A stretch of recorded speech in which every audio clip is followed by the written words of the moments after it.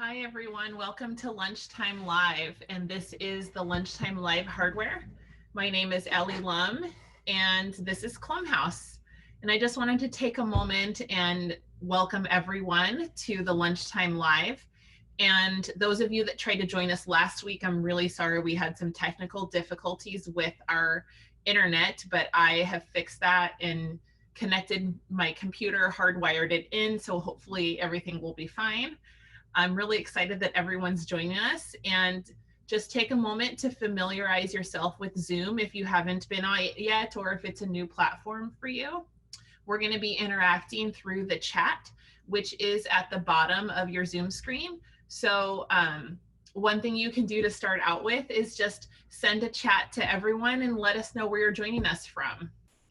And as we warm up and a few more people join us, we could see who everyone is. Everyone's going to be muted on this just to make sure that everyone can hear me as I go. Great. So we have people from all over. Erica from Brazil. Yay. That's great. Alabama, Detroit, Seattle, Oakland, Evanston, Columbus, Chicago. Awesome. Los Altos, California. All right, so today we are going to take an hour to talk about hardware, which is one of my favorite subjects and a major thing that makes bags look super professional and finished. So please throw any of your hardware questions in the chat and I will get to them as we go along. And feel free to put them in there whenever. You don't have to wait till the end. I can jump over and riff on a question or whatever.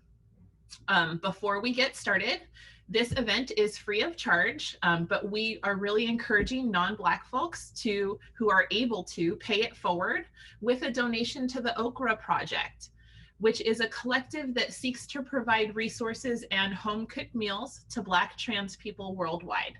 So if you can, throw them a donation, and we will be sending a link in a follow-up email to this to let you know where you could do that at.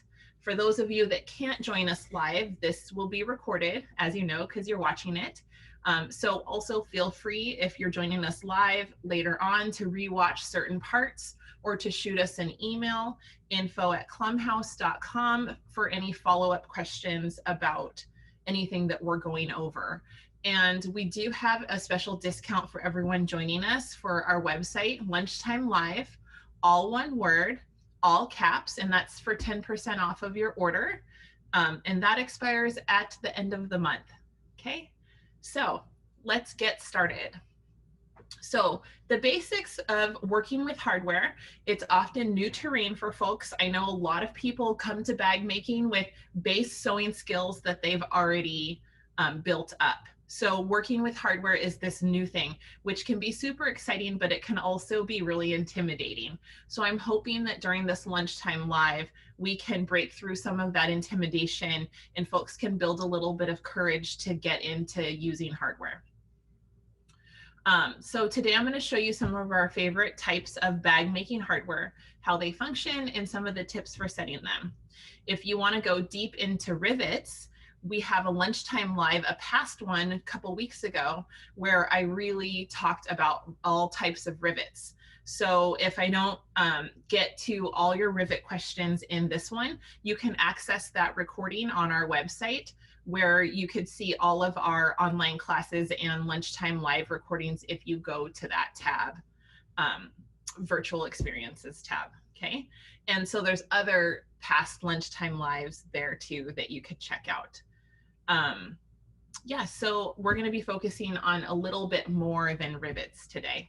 So let's go and look at a couple of the bags that we design here at Clumhouse, so I can start to show you how hardware shows up, and then I'll go through the different categories of hardware, like fasteners, closures, rings, clips, buckles, zippers, rivets, all of that. Okay, so right here is the Woodland Dop Kit.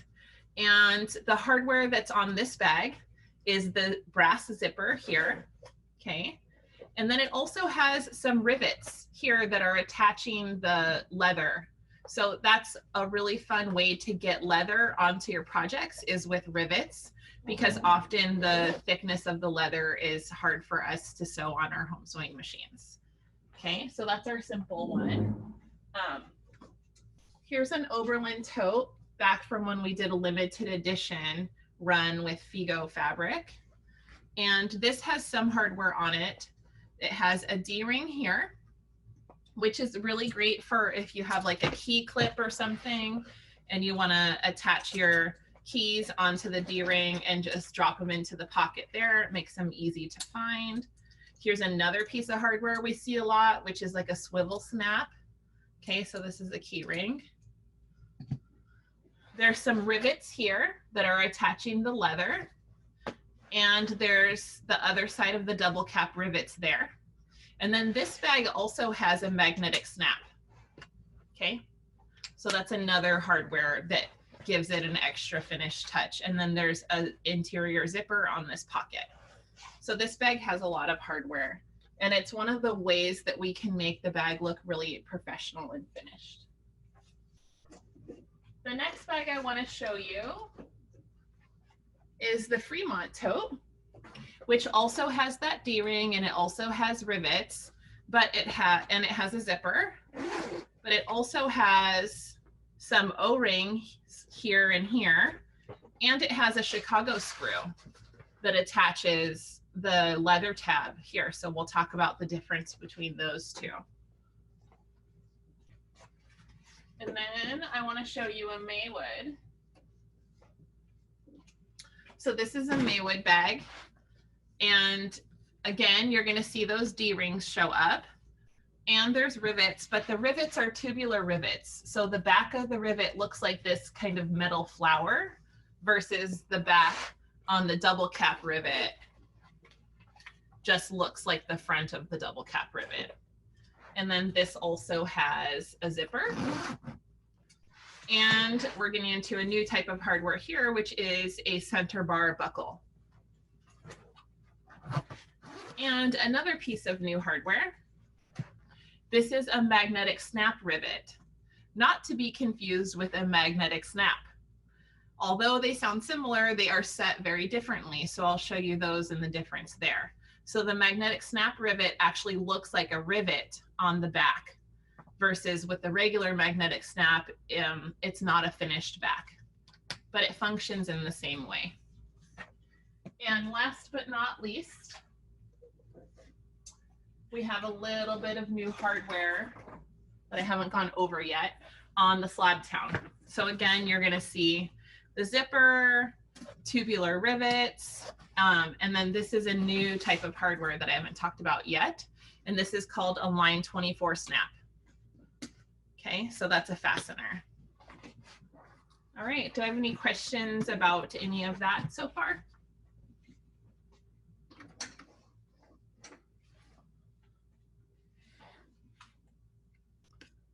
All right, great. So let's go over fasteners. Fasteners are a piece of hardware that holds two different materials together. For example, attaching leather straps to a fabric bag. Fasteners hold things together that really aren't meant to come apart. So that would be like any of your rivets, mostly the rivets. And Chicago screws kind of, but you can actually take Chicago screws out pretty easily with a flathead screwdriver. Closures are a piece of hardware that is meant to open and close on your bag. For example, a snap or a zipper on the top of your bag, or something that closes a pocket. And then there's D-rings and O-rings, which are really great for junction points where things connect. So for instance, you're gonna see D-rings on this bag here, and that's a pivot point for this tote strap there, right? So that's a great spot to throw in a D-ring. Clips and swivel snaps are really good if you're putting a removable strap on your bag. Buckles are great for adjustment on any type of strap to make the bag fit you better. Zippers, pretty self-explanatory there. And rivets, mostly we use tubular and double cap rivets. Okay. So I have a question from Eileen about snap rivets. that are not snapping well on her slab town. Okay, so snap rivets are actually not on our slab town pattern. So maybe you could clarify which part you're talking about. Possibly you're talking about line 24 snaps. Snap rivet, magnetic snap rivets are on the Maywood, but not on the slab town. Unless you're talking about tubular rivets. Oh, line 24 snaps. Okay, great. So let's talk about line 24 snaps. Actually, I ended up removing one the other day when I was testing my rivet removal tool from my backpack here, my slab town. So let's go ahead and attach one here, and then you guys can see how that works. I'm gonna go ahead and switch to my overhead camera. Teresa, I'll answer that in a second. Let me find my overhead camera. Let's see here. Ooh, what is going on here? Can I pin it? No. All right, well, let me see. Why doesn't Zoom have a search? Unless it does and I don't know it. Okay. Oh, there it is.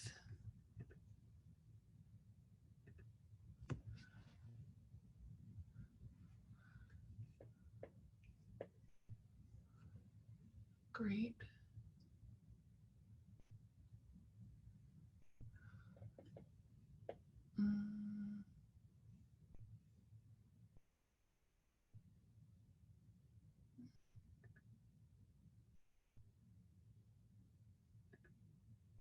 Okay.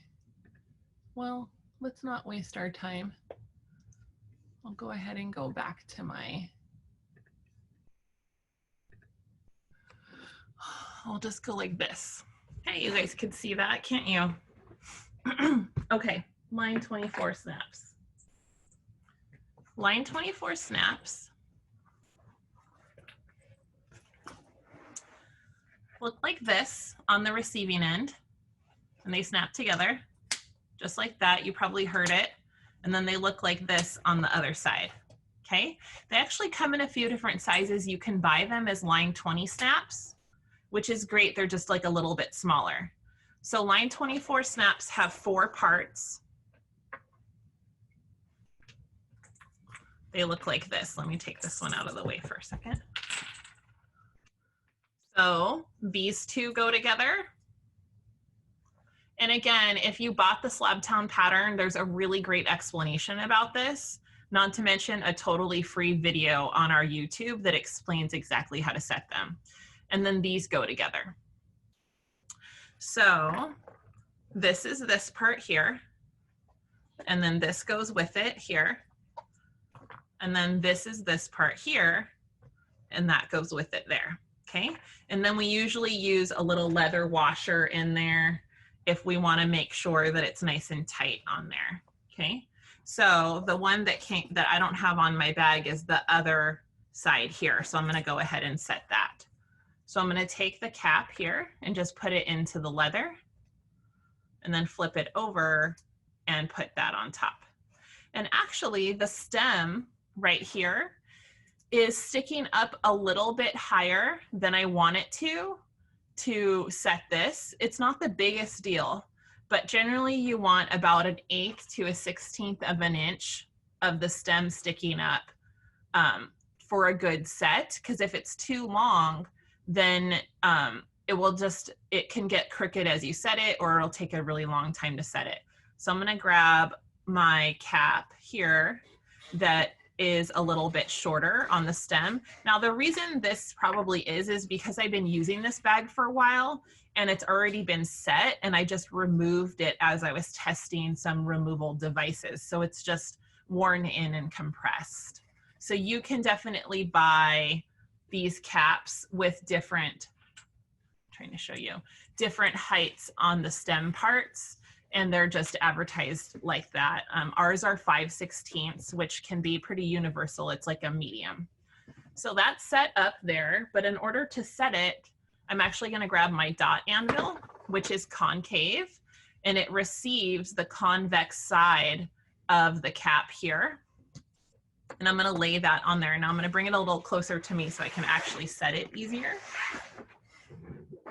And then I need to grab my line 24 setter there. So here's a little tip. I'm gonna grab my double-sided leather tape really quick, and I'm gonna put a little piece inside that dot anvil.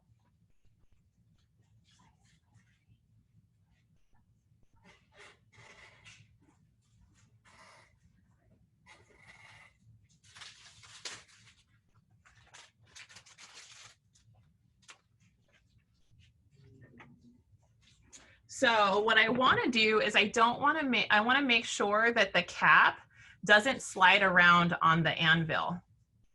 So if I just get a little bit of double-sided tape on the anvil, it'll really help, because you never want your rivet or your snap or anything to be crooked when you're setting it. Otherwise, it's going to be a crooked set.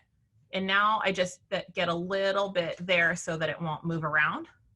And then I take my setter, hold it in here, and then I'm gonna put myself on mute for a second. If I can figure that one out. Here we go. Just so you don't get really loud pounds.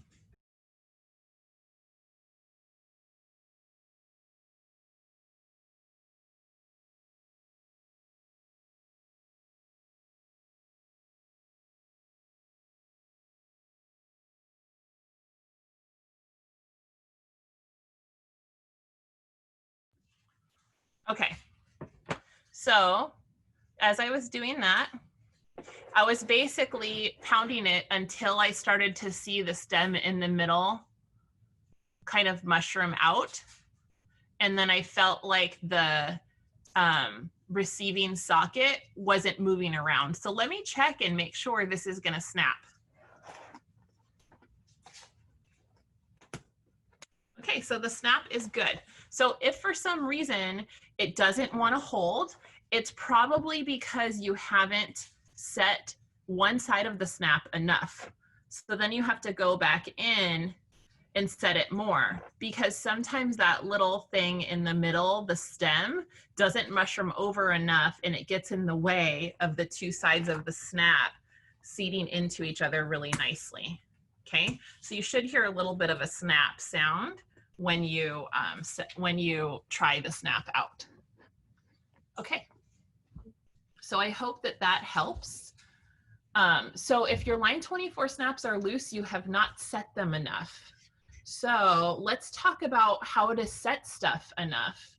Well, first of all, unless you're using a good mallet, you're not going to transfer the force effectively enough onto your setter and onto your fastener, right? So we talked extensively about this in the rivet live stream, because it's the #1 thing that people have trouble with when they're setting tubular rivets and other types of hardware.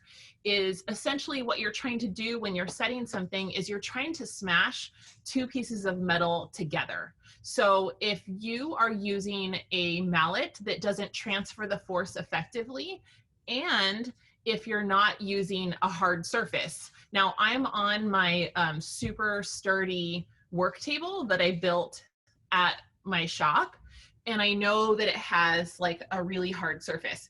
That's not generally true for a lot of folks. So it's good to have a stone slab.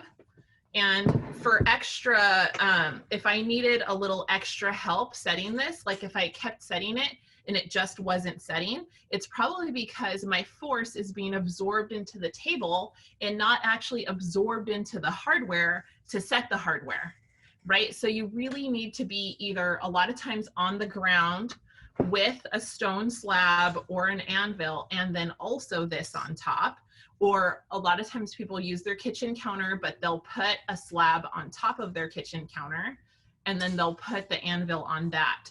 So if you can isolate where you're setting your hardware onto a really sturdy surface and actually use a good mallet, you'll have to use so much less effort to set your hardware, like guaranteed. Otherwise, all the force that you're using to set it is just going to absorb into the table or absorb into the head of the mallet and bounce off and never really actually smash that hardware down. Okay, number one tip ever for setting hardware is all the stuff I just said. Okay, question, do I always use metal zippers, and do I have a process to shorten the zipper? Yes, I always use metal zippers, and part of that for me is aesthetic, and it's really sturdy. They're just, brass zippers are really sturdy, especially the ones that I get from YKK. And I don't usually shorten them. If anything, well, I tend to buy the size that I need, but I know that there are ways to, you can buy a tool that takes the teeth off, and you can buy a tool that'll add the stopper on, which I've never done that before, but it doesn't look too hard, but I can't speak to it from experience. Okay. How are the setters different? Okay, so that's from Marilyn. If you could elaborate for me on that question, I'm not sure what you mean, which setters and different from what? Different from each other, or yeah, so let me know a little more information and I can totally answer that for you. Any snap okay and materials okay. I also am not sure what that means exactly. If you could let me know what you're referring to there, Michael, any kind of snap okay for what and what type of materials you're wondering about, and I'll totally answer that for you. What makes a good mallet? Ooh, that's a good question. Okay, let's talk about that. A good mallet is really about how comfortable you are using the tool, right? So that's big for any tool. And it's also about the surface and how hard it is, okay? So on a hammer, when you're hitting a metal hammer on a metal tool, it's not going to transfer the force as effectively because the metal bounces off, right? So that's why we tend to use a mallet. But if we use a mallet with too soft of a surface, it also doesn't transfer our force effectively, and it'll bounce off, or it'll, like, mostly it will just bounce off. So one thing we like about these Bakelite mallets is the head of the mallet is pretty sturdy and hard, but it's not so hard that it doesn't, I wish I knew the physics terminology for this, but it's basically soft enough that it will be like a dead blow to the rivet versus bouncing off because it's too hard. So you're looking at something that's mostly hard, but not too hard. And you're also looking for some weight in the head of the mallet so that it actually can help you strike the hardware. So if you have a really light mallet, all of the strike force is from yourself. And if you have a mallet with some weight in the head, then you can actually let the weight of the head of the mallet help you set the rivet. The last thing I really like about, other than the fact that these are really cute, the last thing I really like about these is there's a larger surface area on the head of the mallet, which is just a lot easier for beginners because you don't have to, you just have more area. So if you're striking something and you're not used to striking something, you just have more area where you won't miss the rivet, you know? And then lastly, this has just a short handle. So it's just a little less obtrusive of a tool to go grab. But generally you do want some weight in the head of the mallet. Otherwise it's just too light and almost like dinky for setting hardware. So I hope that helps. Okay. Oh, Michael, yes. So what kind of stone? Quartz is actually the best, but you can also use granite or whatever. Like, we sell granite stones on our site, but you can also probably just go to a stone countertop spot, and they'll give you an offcut, or sometimes even Home Depot will. Something that's just gonna really be heavy and absorb the blow. Have you done a presentation on heavy duty presses or grommet snaps or rivets? How to use in, oh yeah. So we could look at a industrial hand press, Shirley, if you want.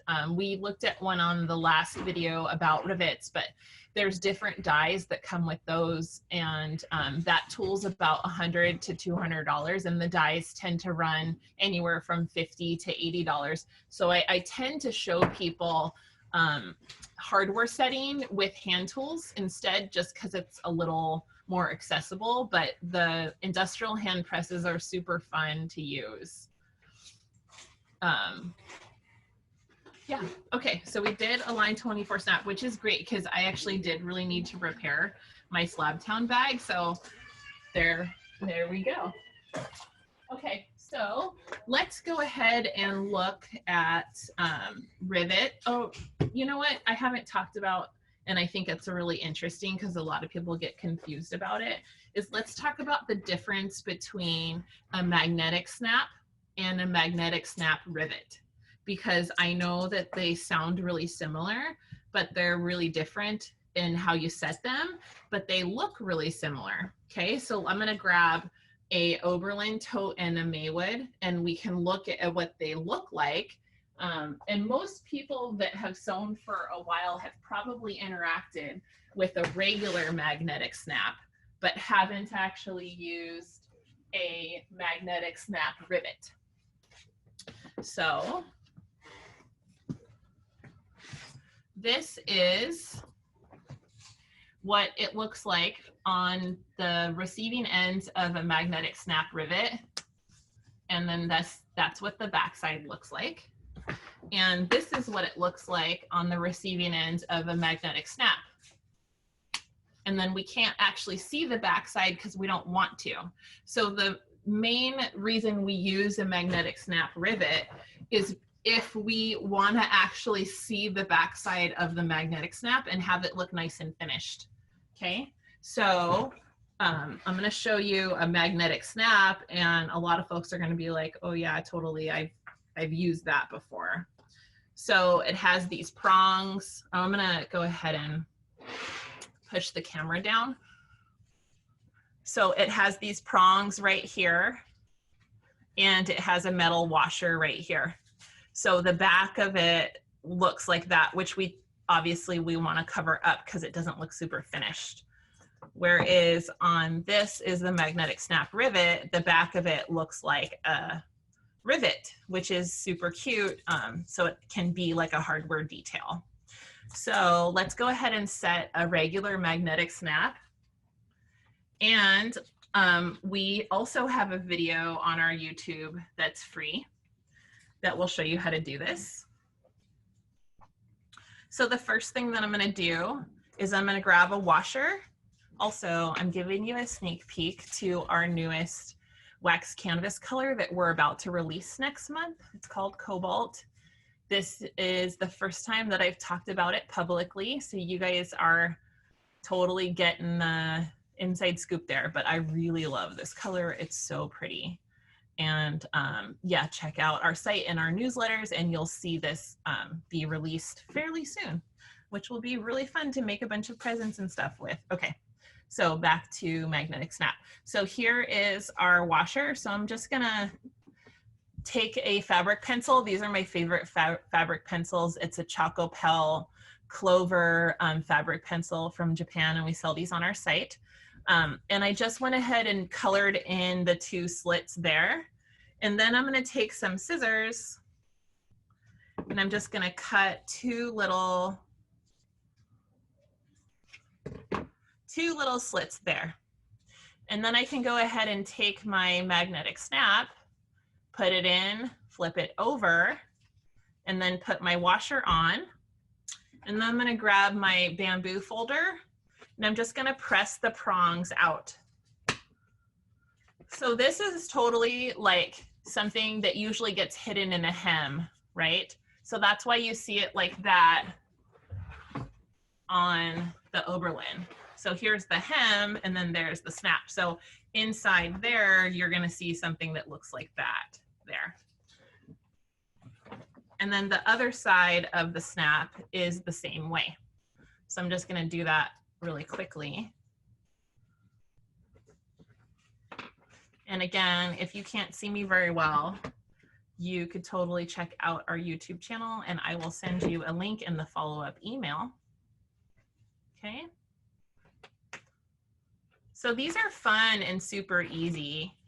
And you don't need it really any special tool. I mean, you could use whatever to push the prongs. So that's a magnetic snap. It looks really similar to a magnetic snap rivet, actually. Question: do you use a piece of fleece to protect the fabric from the edge of the prongs? No, actually I don't. And part of that is because the wax canvas is really strong, right? We're talking about heavy duty fabrics.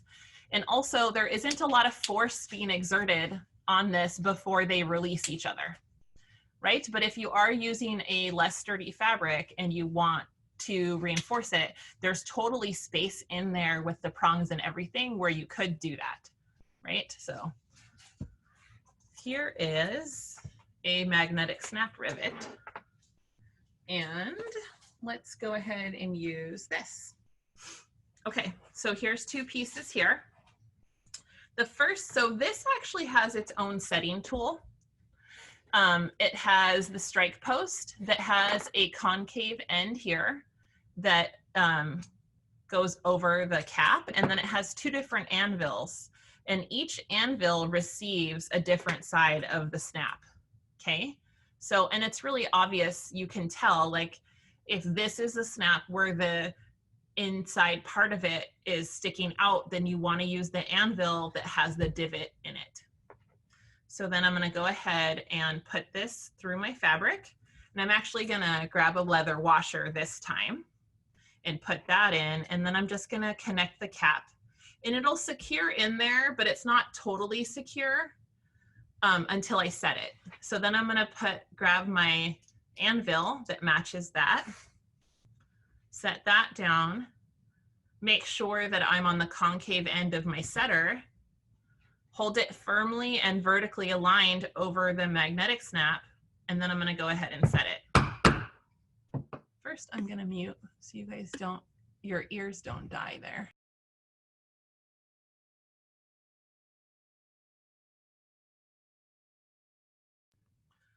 So I know that it's set because nothing is spinning anymore.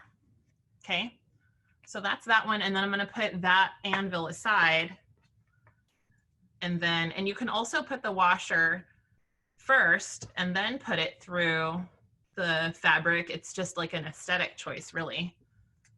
And then clip that on, and now I'm using the other anvil, and there's actually a free video on my YouTube that explains how to do this too. And then the concave end of the setter, and then I'll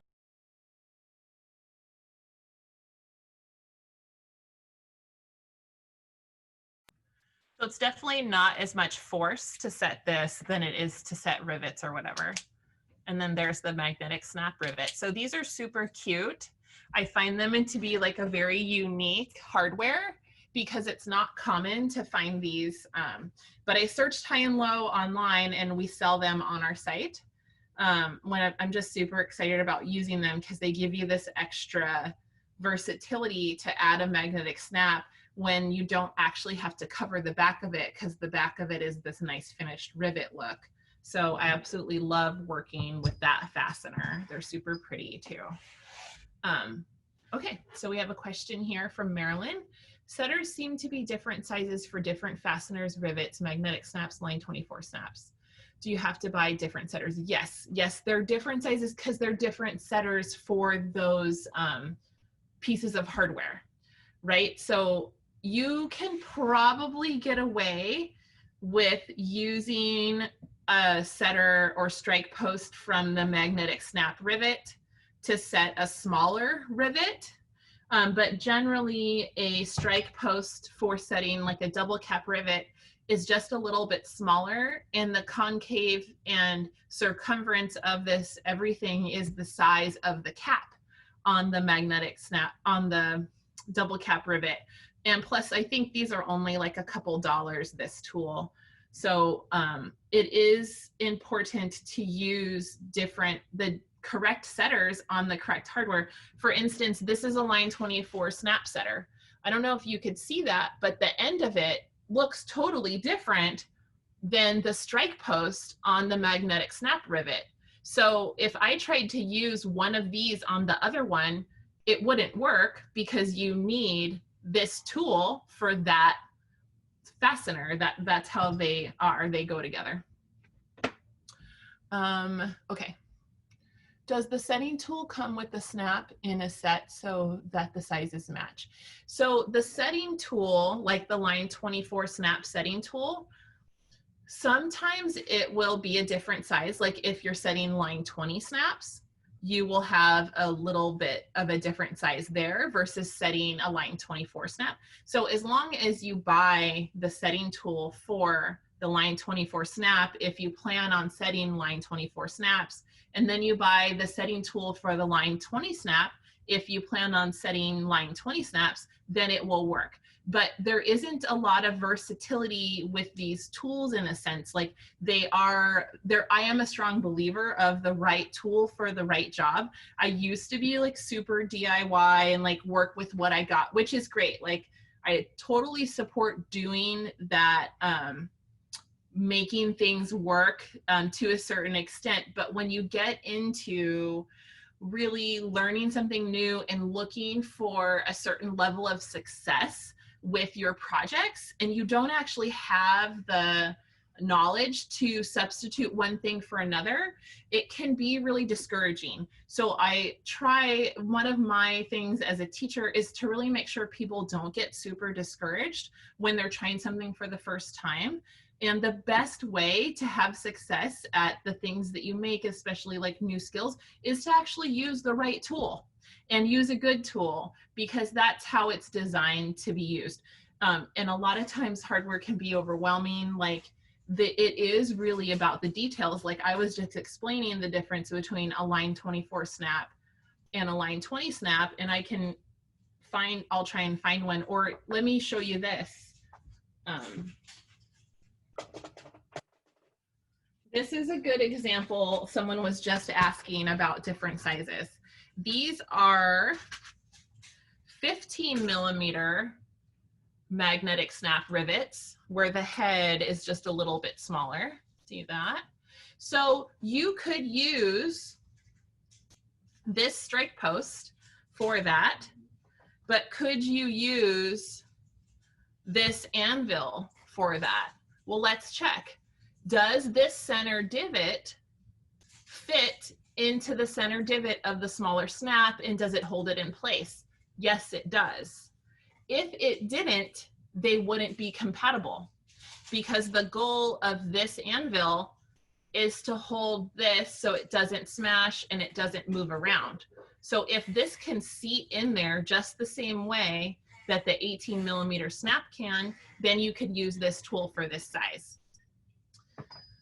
I know there's a lot to remember and there's a lot to try out. When you look online for line 24 snap setters, if you see like at a store like Tandy and they sell a line 20 snap setter, and then you want to make sure that you're matching that tool up the size with the size of snap that you plan on setting. Sometimes you can get away with a little versatility there. It just depends. So when I make stuff new for the first time, I'll tend to practice and try things out a little bit and get familiar before I go in for my main project. Okay. So you don't recommend using the rivet setter from the last session with these hardware types. Okay, so a rivet setter, well, for one, there's two different types of rivets and two different types of rivet setters, right? So this is a double cap rivet setter, which you need to use to set double cap rivets.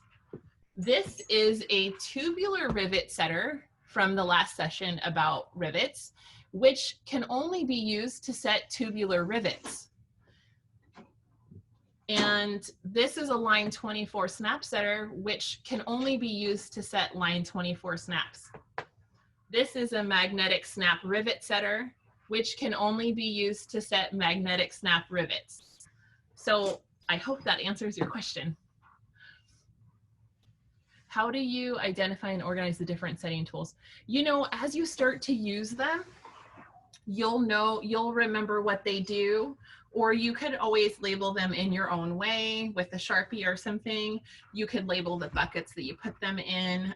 But generally, if you're watching our videos on YouTube as you're setting these, I'm hoping that you can visually identify the tool that I'm using, or you could label it and put it in a Ziploc bag. But as you learn how to do it, I totally think it'll be second nature, and you'll grab the right tool because you'll know it from experience, and your body will remember too.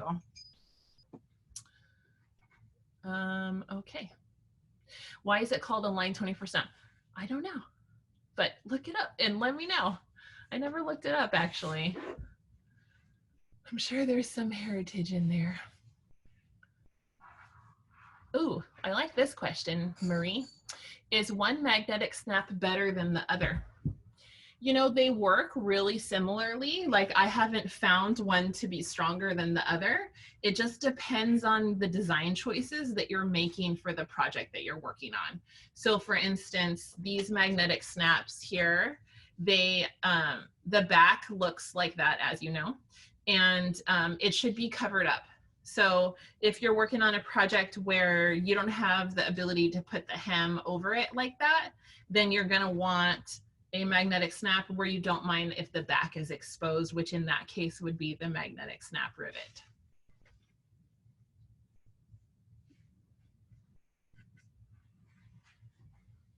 Do the setters come with the kits? So the Essential Tools bundle is what we call it, is an add-on to the kits, because a lot of times people buy multiple kits, and we know that people don't need to buy multiple sets of tools. So for instance, if it's your first time buying a kit, then you should add the Essential Tools bundle, because it's always going to be cheaper to add it onto a kit than to buy it separately from a kit. But if you're buying your second kit, obviously you already have those tools and you don't need to buy it. Some of the tools cross over from bag to bag, and in that case, you can look on the product page and open the accordions of tools needed info and materials needed info, and it'll say in there, you know, the essential tool for this kit is a line 24 snap setter, an 1/8 inch drive punch, a magnetic snap rivet setter, and whatnot. So you can kind of see, oh, I already have this. Like for instance, the Essential Tools bundle for the Maywood bag, which we have a live stream class coming up for soon that you guys should sign up for if you haven't already. This comes with a 3/32 drive punch, a magnetic snap rivet setter, and a tubular rivet peening tool. But if you make the Maywood and you want it to make your next project a little bit more challenging, so you plan on trying the Slabtown next, then the Slabtown uses tubular rivets. So you would need the line 24 snap setter, and then it uses a slightly different size drive punch, which is an 1/8 inch, and then it uses a tubular rivet. So if you already had bought the Essential Tools for Maywood, you already have a tubular rivet peening tool, then you would just add the line 24 snap setter and the 1/8 inch drive punch separately, because you don't need to buy the peening tool, you already have it. So there is actually tools and supplies lists on those kit pages that you can download and check out what you need from our tools and supplies site. And if you ever get overwhelmed with that, you can shoot us an email. But we really try to spell it out for you and say all the things that you need to get started and to set the different hardwares. Oh yeah, sure, we can talk about buckles, Marilyn. Okay, so this is a center bar buckle. Okay, and it's used We use it a lot on our backpack straps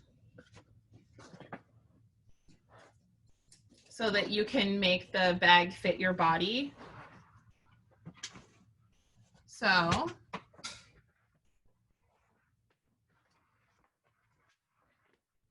me grab a piece of leather so I could show you this real quick.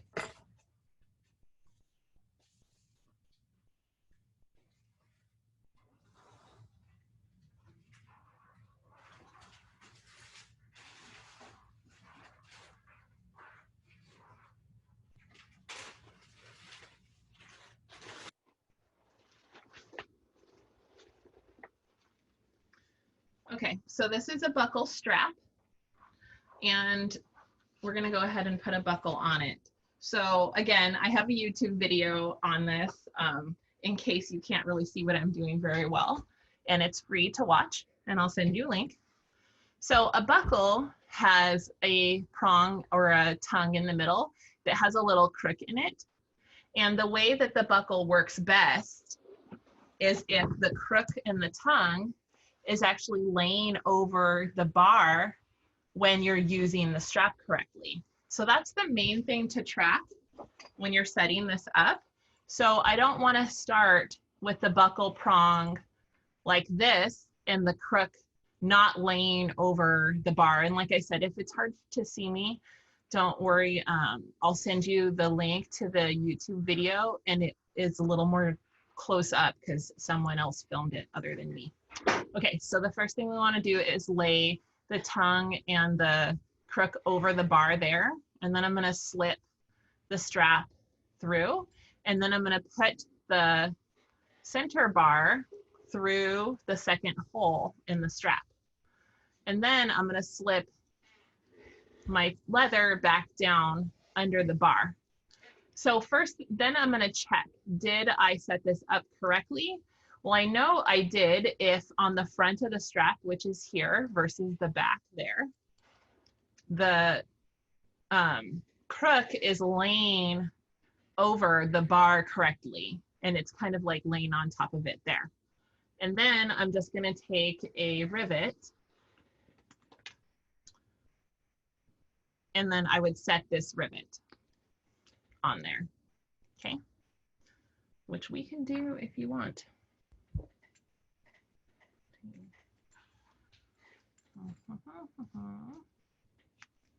Okay, so there's the tubular rivet.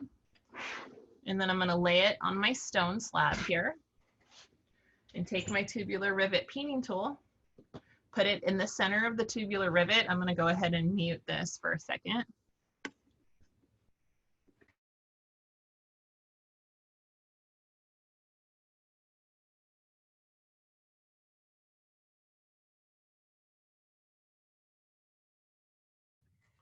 I don't know if you all could kind of tell, but I start out with like slightly lighter hits. And as I start to feel the rivet set, I'll hit it a little bit harder. Okay, so there's the buckle there. Okay, question. Swivel hooks and button studs, pros and cons. Why do you not use them? Oh yeah, thanks, Sally. So swivel hooks, let me grab a couple in case people don't know what they are. There's a couple different versions of swivel hooks. This is a larger one, and this is a smaller one. And you could just clip it onto stuff, and it swivels around. These are great, and I have used them on my designs in the past, but one of the things that I'm really conscious of is adding too much hardware and too much price to some of the kits, and hardware can be pretty expensive too. So I'll probably design a bag with swivel hooks at some point, but sometimes I forego certain things in order to get the price of the kit a little bit lower and maybe not have as many steps or something. But I do think these are great if you want to add like a removable strap onto your bag or something like that. Button studs, it's funny that you ask about those. I'm going to see if I have any. I was going to put those on the slab town when I was designing it. Oh yeah, here they are. And I took them off because it wasn't sturdy enough for the type of closure that I wanted. So this, I have a button stud. I was just looking to see if I had a bag with a button stud. This is a button stud and it screws on. This is a screw for the button stud. And here, look, let me put it in here.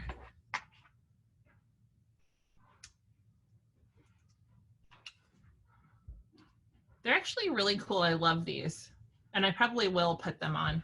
So that's what it looks like. And then you have like a certain punch on the leather. Oh, great, thanks.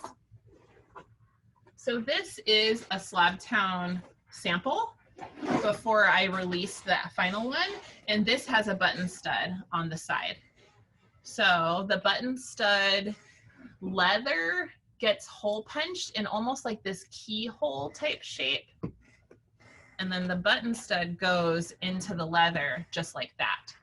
And that's how that works there. But it wasn't secure enough.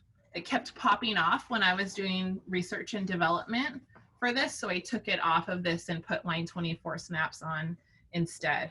But I really do love this fastener, and it's great on like eyeglass cases or wallets or something because it's super cute and minimal, and all you need is a drive punch to make a hole in your leather, and you do need a special keyhole punch to punch the receiving end leather because it's a hole with like a little slit, but those punches are probably less than $20. And those are super cute. Yeah, so thanks for asking about those.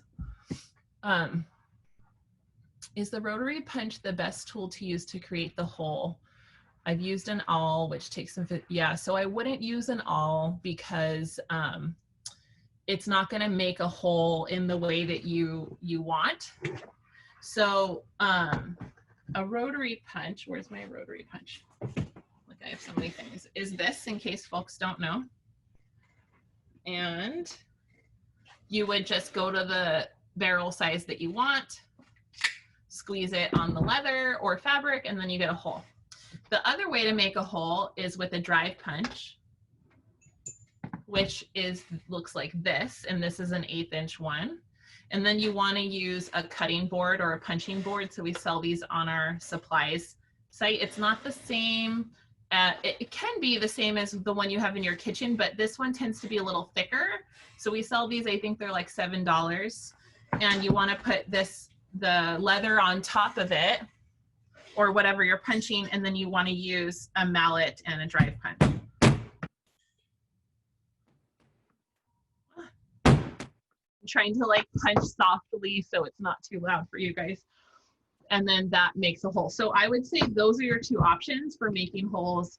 And again, we have a video that I'll send you that is about how to make holes in your leather and your fabric using a drive punch or a rotary punch.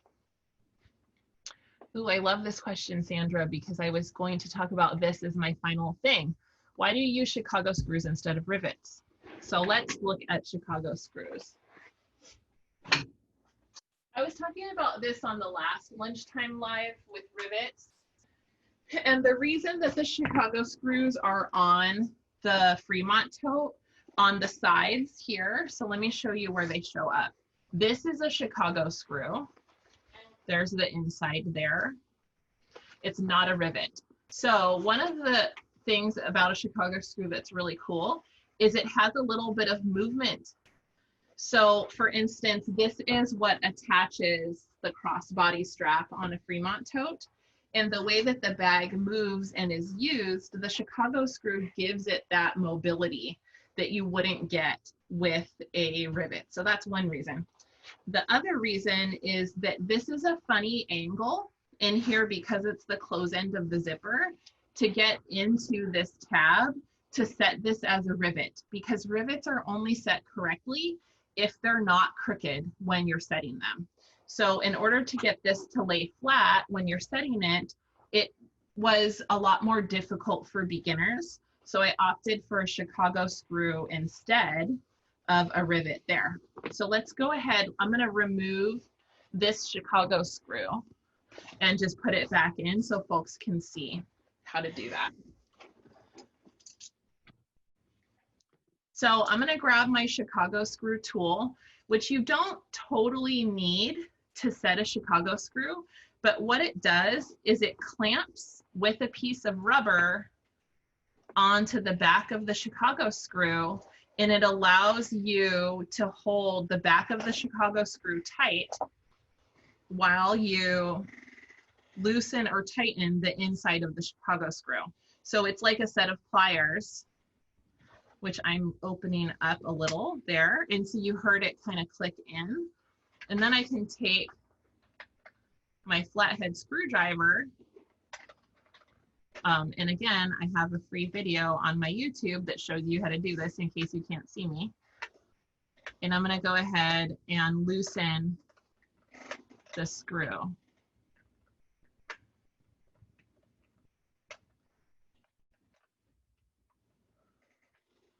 If I can. Ah, there it is, it's coming out. I'm like trying to do it so you guys can see me. It's awkward. Okay, so open that. Okay, so there's the Chicago screw just fell out because I took it out. So let's put it back on. So here is the outside of the Chicago screw, and here's the inside of the Chicago screw. And it has a spot for a flathead screwdriver. So the first thing that I'm going to do is make sure that this is actually not twisted, right? Because it's already riveted here. And I'm going to stick the outside of the Chicago screw into the leather. And then I'm going to stick that into the fabric, flip it to the inside here, and then stick my leather on top there. And then I'm going to finger tighten the screw as much as I can.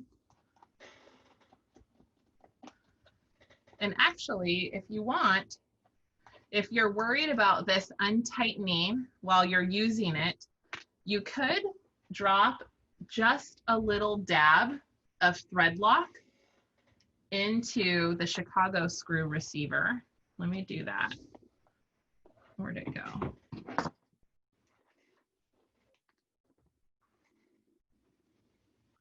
So be careful with this stuff though, because sometimes a little goes a long way. Okay, so that's just some thread lock, which you can get at a hardware store. And then I'm going to start over. I'm going to put that in there, put this in, go to the inside, put my leather on, and then finger tighten this as much as I can. Oops. I forgot this, which is the whole reason we're adding this. That's one thing that's cool about Chicago screws is it's really easy to undo them, as you saw. Okay, so I'm finger tightening that, but that's not going to be tight enough. So I'm going to grab my flathead screwdriver, and my finger is holding the back of the Chicago screw here, and I'm going to tighten this. But at some point, it's going to not be able to tighten anymore because there's only so much I can hold with this from moving or spinning with my finger, which is where the Chicago screw tool comes in handy. So then I'm going to come in with that, and that rubber grip on the back of it allows me to tighten the Chicago screw as much as possible, more than the way how much I could tighten when it was just my finger holding it. It never totally stops spinning, but it'll get pretty tight. And that's the Chicago screw. So those are used a lot on belts, like if people want to switch out their belt buckle, and we use them on the Fremont tote. And one of the reasons I use them too, other than the two things that I mentioned, is because I like to teach people how to use hardware. So it's like a nice addition to that. It's like an extra hardware that you can learn how to use. Okay. Questions? Why do you use them? Okay. Can you use the reverse side so you see the line? Yeah, you can put it on the out. You can put the screw part on the outside. I think it should work. Do you first punch a hole before inserting the Chicago screw into your fabric? Yes, Yes, otherwise you wouldn't be able to put the screw through your fabric. You always need a hole in order to access through the fabric. Okay, so we have a question. Oh, it's called thread lock. It's really common for screws. It just holds, it just like is almost like a screw glue that sometimes you can unscrew and rescrew. Like it depends on the strength that you buy. Sometimes it's like super permanent and sometimes it's removable. Square versus D-ring. Oh yes, let's look at those. So here are some rings.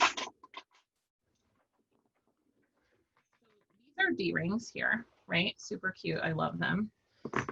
This is a single loop. It's a little bit larger. And then this is a double loop slider that's used to adjust straps. So this will, I guess, turn into like an aesthetic choice.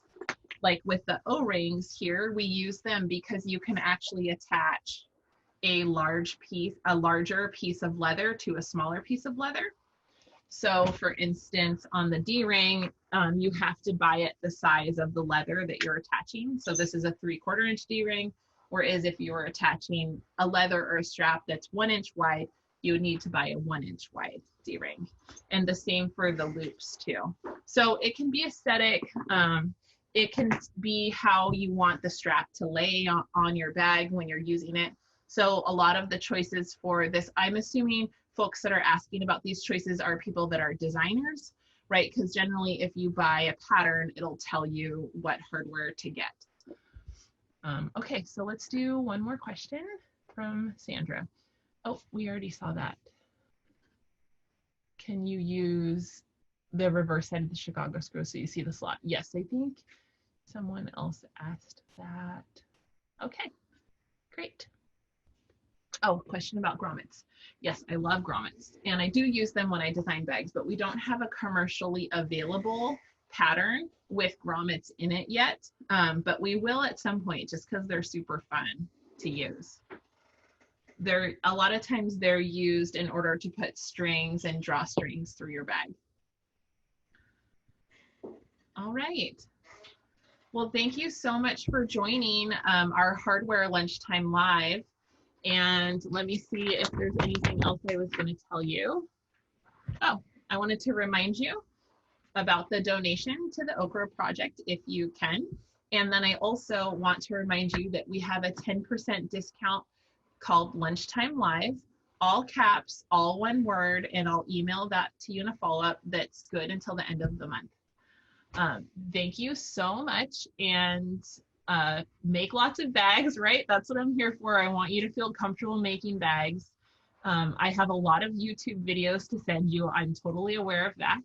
I'll send a link to the Okra Project and the follow-up, all the follow-up info. And maybe if you're around in the middle of September, you can join us for our live stream Maywood class, where we will all be making a Maywood bag. It's going to be recorded anyways, so if you do sign up and you can't make the live weekend, then you can access the recording. It's only $20, or it's also free till the end of the month if you buy a Maywood kit. All right, thank you. Bye.